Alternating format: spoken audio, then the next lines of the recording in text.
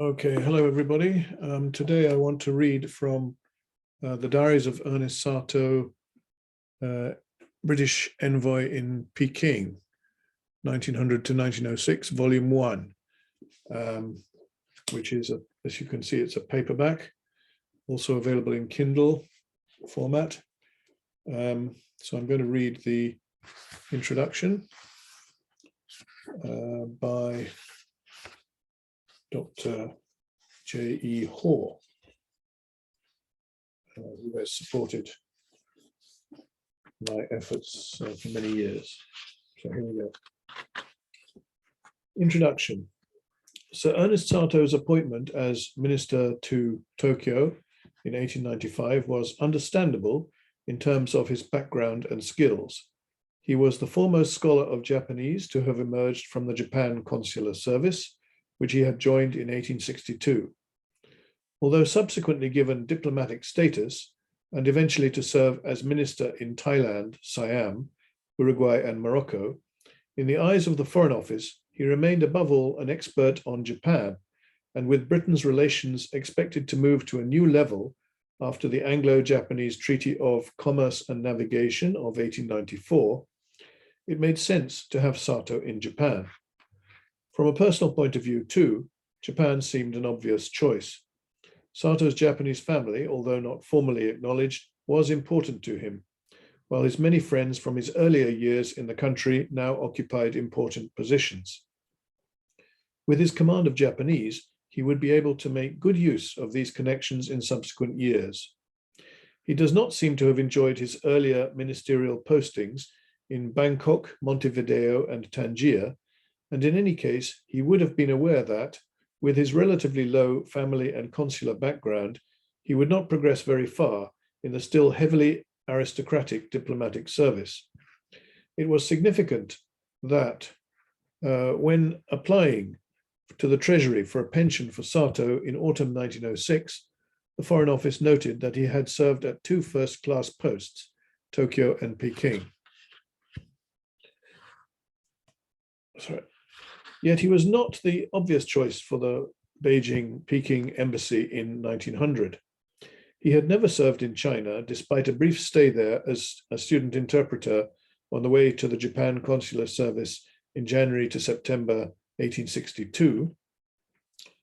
And there were others who thought that they had as good a claim.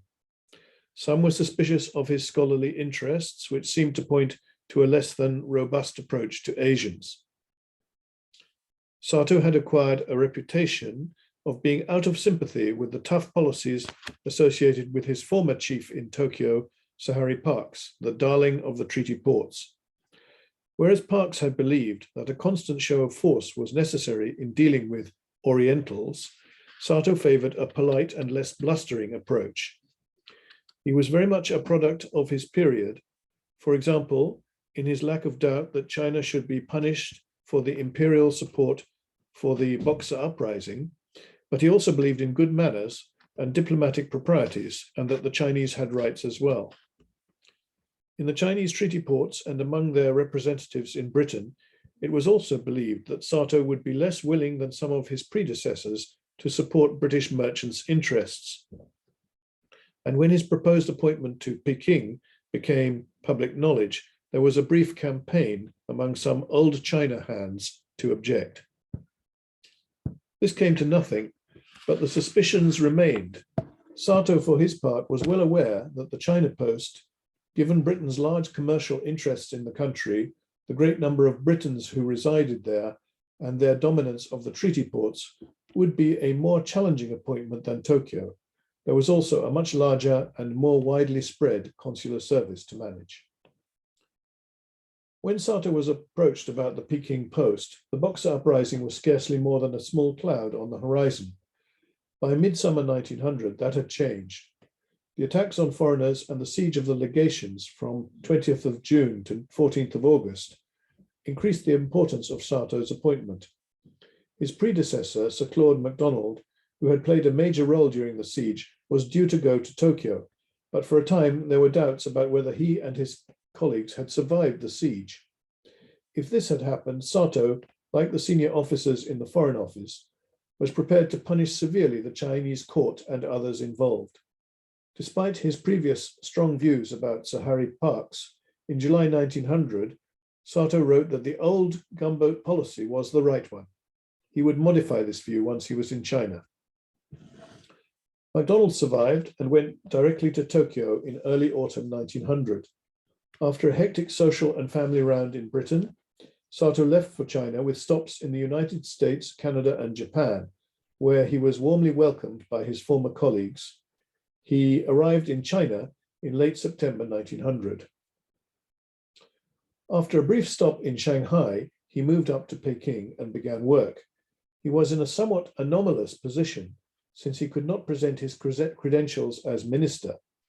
The imperial court had fled from Peking as the Allies suppressed the Boxer uprising, but even if it had remained, the Allies thought of themselves as at war with the court. So from September 1900 until January 1902, SATOW was technically not the British minister, but rather the British High Commissioner for negotiations leading to the settlement of the foreign claims arising from the Boxer uprising. This had little effect on his standing among his colleagues, but it gave rise to the sort of minor diplomatic questions that would eventually be discussed in his great post-retirement work, Guide to Diplomatic Practice. Indeed, one of the striking features of the Peking Diaries is the frequency with which SATOW made notes on issues of protocol and similar. As well as noting long conversations on political and economic matters, he paid careful attention to how he and his fellow members of the diplomatic corps dressed on various occasions. Protocol at the imperial court in Peking clearly intrigued him, and he always recorded the relevant positions of the Empress Dowager and the Emperor. The former clearly took precedence over the nominal ruler of China. He also observed the jockeying among his colleagues over issues of precedence, including the precedence of spouses. But, as before, the main interest of the diaries is in more substantive issues than disputes about which lady should go first at an imperial reception. Many of the earlier entries are concerned with the negotiations over what became the Boxer Protocol of 1901 and the subsequent issues that arose over the status of the Peking legation quarter, the stationing of foreign troops in China for protection purposes, and the Chinese indemnity. Curiously enough, as early as December 1902, the question of the eventual return of at least part of the indemnity was already under consideration. None of these issues ever disappear, but others crowd in as well. The Russo-Japanese tension over the Russian presence in Manchuria and the consequent Russo-Japanese War of 1904-05 received much attention. SATOW's Japanese contacts were especially useful in providing insights on these issues. SATOW understood the Japanese position, and like most Britons of his generation, he had a strong suspicion of the Russians. Yet he was no uncritical supporter of the Japanese position. After the Japanese defeat of the Russians and their establishment of a protectorate in Korea, he recorded with demur some very hostile comments about Japanese behavior in the peninsula. Missionary matters were an issue of concern. SATOW was by 1900 a firm Anglican, but was also prepared to admit that he had contemplated becoming a Roman Catholic. He clearly had good relations with many of the Anglican missionaries, but he was also aware of some of the problems caused by overzealous missionaries, and especially by the practice of missionaries supporting their congregations in what were essentially secular matters. He had discussed such issues in Rome on his way back to Peking after his 1903 leave, and he regularly raised the matter with his French colleagues while warning his Anglican missionary contacts of the dangers of such entanglements. Railways and railway concessions increasingly feature in the diaries as the years pass. Trains become a fact of Peking life after 1900, and SATOW mentions a number of his own journeys by train, and that the Chinese delegation to King Edward VII's coronation in 1902 set off by special train, something that would have been unthinkable just a year or two previously. He recorded long discussions on railway issues with the Chinese authorities, with eager British businessmen, and with his diplomatic colleagues. On a more minor scale, there were discussions with the Chinese about where and where not railway lines might enter Peking. The Chinese Imperial Maritime Customs was another important issue. SATOW seems to have at first thought that the venerable Sir Robert Hart, the British Inspector General of the Customs, was past his best. Gradually, however, his views changed, and he became steadily less critical of Hart. The question of a successor as Inspector General was a thorny one, and perhaps SATOW's warming to Hart was partly to put off the issue of deciding on who should succeed. SATOW also took some interest in the affairs of the customs at the ports. From 1903 to 2004, the question of Tibet and its status features, with the Chinese very concerned over the young husband expedition and an apparent British expansionist policy, and the British about the Dalai Lama, who fled to India after being deposed by the Chinese. SATOW also had responsibilities for the British China Consular Service, though this is less obvious from his diaries than from his semi-official and official correspondence. Nevertheless, consular concerns over matters such as promotion and leave, as well as some personality clashes, intrude from time to time. Although he acquired a reputation for being somewhat demanding and unsympathetic towards the China Consular Service, see P.D. Coates' The China Consuls, pages 445 to 46, he could be kind on a personal level. He was godfather to one of W. Kerr's children and notes the provision of cakes and shortbread for another consular officer's daughter. Visiting consular staff were often invited to stay in the residence. However, when the language students did not reply promptly to an invitation to Christmas lunch, the invitation was cancelled. SATOW the man is less in evidence, except when he recounts his time on leave. He clearly enjoyed renewing family connections on such occasions, even if they sometimes brought problems, and he relished events such as his reception by the king at Windsor, sitting for his caricature by Spy for Vanity Fair, and other signs that he had arrived. At the same time, he kept up with old colleagues and acquaintances such as W.G. Aston, William George Aston, and F.V. Dickens, Frederick Victor Dickens. He mentions book buying expeditions while on leave, but does not seem to have been interested in Chinese curios or books. He played bridge with his diplomatic colleagues, enjoyed the cottage that he rented not far from Peking, that's Kumiao Tsun was the name, and describes walks on the city wall and elsewhere with evident relish. After an unexplained 3-year gap, he began to ride again in 1904. His well-established interest in botany remained strong, but he was also frequently ill, with colds and stomach problems serious enough to keep him in bed for days, and suffered a serious fall from his horse on one occasion. He turned 60 in 1903, and although in those days some diplomatic and consular officers served beyond that, and SATOW was kept on for another 2 years, he seems to have been ready to retire when the call came in 1906.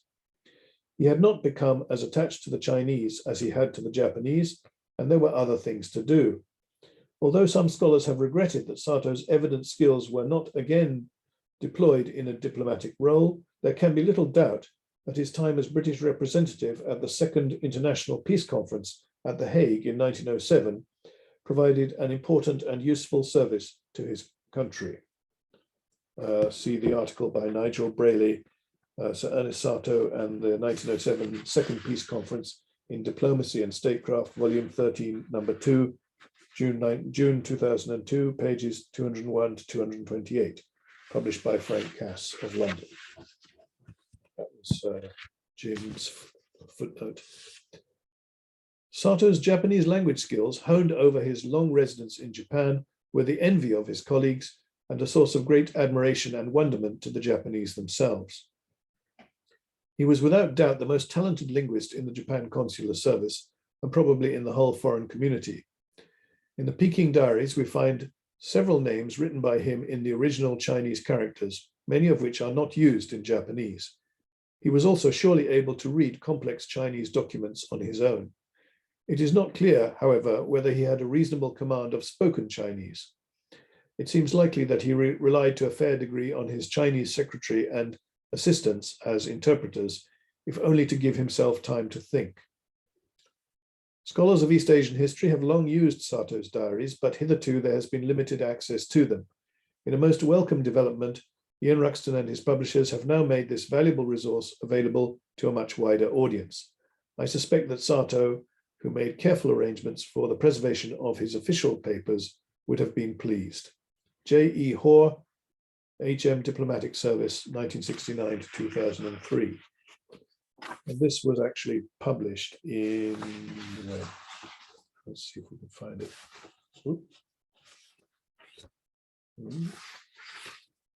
I think 2006.